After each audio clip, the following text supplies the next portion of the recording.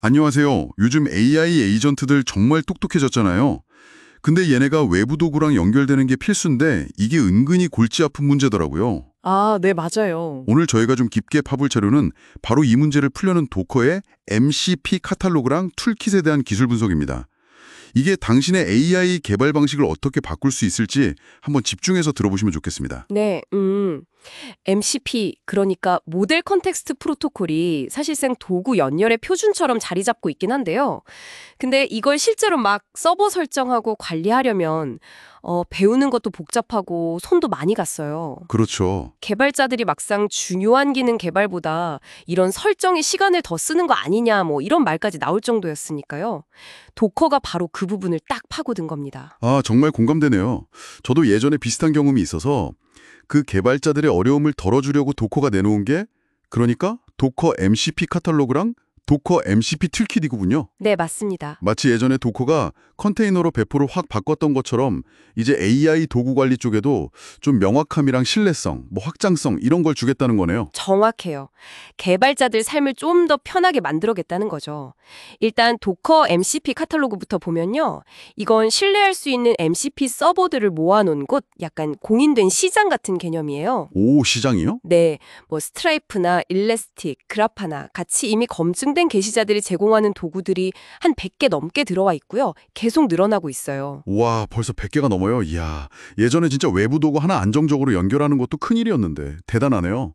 그럼 이거 가져다 쓰는 건 쉬운가요? 네, 그게 핵심입니다. 아주 쉬워요. 기존에 왜 도커 이미지 풀 명령으로 가져오잖아요. 네네. 그거랑 똑같이 그냥 필요한 MCP 서버 찾아서 바로 가져올 수 있습니다. 일일이 뭐 찾고 설정하고 검증하고 이런 번거로움이 싹 사라지는 거죠. 아하, 그렇군요. 카탈로그가 그러니까 믿을 만한 도구 목록, 일종의 재료를 제공하는 거라면 이걸 실제 AI랑 쉽게 연결해서 요리하는 마법은 그 툴킷에 있는 거겠네요. 맞습니다. 예리하시네요.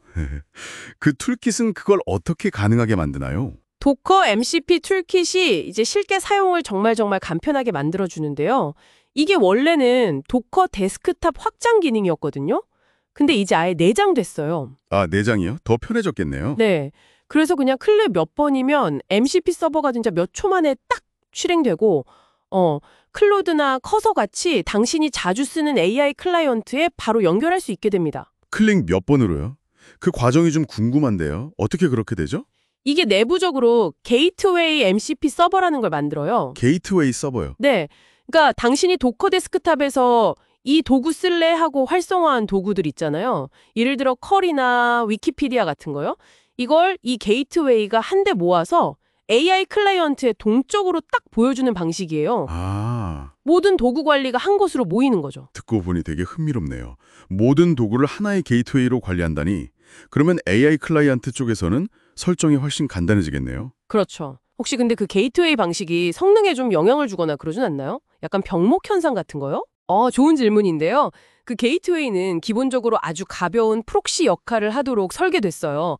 복잡한 로직 없이 요청만 잘 전달하는 데 집중하거든요. 아, 그럼 괜찮겠네요. 네, 그래서 일반적인 사용 환경에서는 뭐 눈에 띄는 성능 저하 없이 통합의 편리함만 크게 높여주는 거죠. 예를 들어서 클로드에서 쓴다고 한번 생각해 볼게요. 네. 도커 데스크톱에서 원하는 도구, 뭐 컬이든 위키피디아든 켜고요. 클라우드 연결 버튼을 딱 누르면 관련된 설정이 클라우드 데스크톱 config.json 파일에 자동으로 추가됩니다. 와, 자동으로요? 그렇군요. 그럼 클로드 설정 메뉴 같은 데서 디벨로퍼 메뉴였나요? 거기서 MCP 도커 항목으로 실행 상태나 구성 같은 걸 볼 수 있겠네요. 네, 맞아요. 소스에 보니까 구성이 command, docker, argues 뭐 이런 식인데 이게 결국 클로드한테 도커 MCPD 게이트웨이 명령 이렇게 실행해 라고 알려주는 엄청 간단한 설정인 거네요. 바로 그겁니다.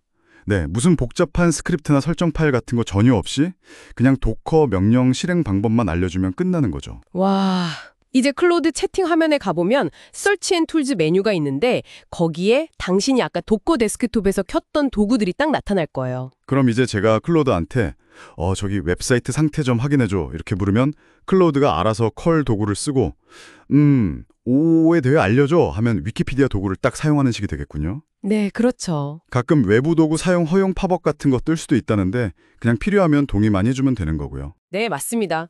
핵심은 뭐냐면 복잡한 서버 관리나 구성에 막 신경 쓸 필요 없이 이제 AI 에이전트 자체의 기능 개발이나 문제 해결에 온전히 집중할 수 있게 된다는 거예요. 그게 정말 크죠. 네. 그리고 도커 데스크탑에 이 기능이 딱 통합됐다는 건 AI 개발 작업 흐름을 좀 표준화하고 속도를 높이려는 도커의 강력한 의지를 보여주는 것이기도 하고요. 더 많은 개발자들이 쉽게 AI 도구를 활용하게 되니까 어떻게 보면 기술 민주화에도 좀 기여하는 셈이죠. 네, 그렇군요. 정리를 좀 해보면 도커 MCP 카탈로그와 툴킷 덕분에 AI 에이전트랑 외부 도구를 연결하는 과정이 그 복잡성이 정말 크게 줄었다는 거네요. 맞습니다. 검증된 도구를 쉽게 찾고 클릭 몇 번으로 설정해서 바로 쓸 수 있게 된 거니까요. 당신의 개발 시간을 확실히 아껴줄 수 있을 것 같습니다. 네. 근데 여기서 한 걸음만 더 나아가서 생각해 볼 지점이 있는 것 같아요. 어떤 거죠? 이렇게 AI 에이전트의 도구 통합이 정말 쉬워졌잖아요. 그러면 당신은 혹시 어떤 새로운 종류의 AI 기능이나 워크플로우 같은 걸 만들어 보고 싶으신가요? 이전에는 이게 너무 복잡해서 시도하기 어려웠는데 이제 이렇게 쉬워졌으니 이런 것도 가능하지 않을까 하는 그런 가능성들이요. 어떤 것들이 눈앞에 펼쳐질 수 있을지 한번 상상해 보시는 것도 재밌을 것 같습니다.